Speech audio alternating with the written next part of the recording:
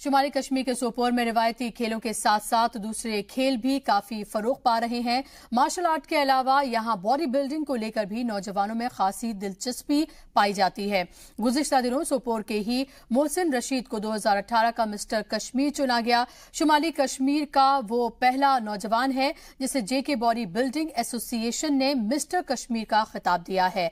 रियासती और कौमी सतह के मुकाबले में हिस्सा ले चुके मोहसिन के करियर का ये अब तक का सबसे बड़ा एजाज है।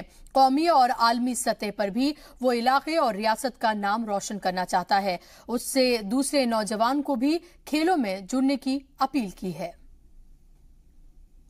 मुझे बहुत खुशी हुई ये सुन के जब इसने लास्ट संडे को यह टाइटल जीता।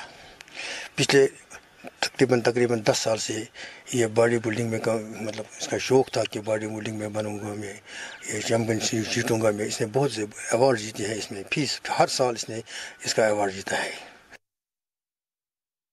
ये जर्नी स्टार्ट हुई ऑलमोस्ट 10 ईयर्स पहले। ये जर्नी स्टार्ट हुई उस टाइम मैं नॉर्मली एक्सरसाइज करता था फिटनेस के लिए, लेकिन कुछ सालों से मैं प्रोफेशनली खेल रहा हूँ इसमें।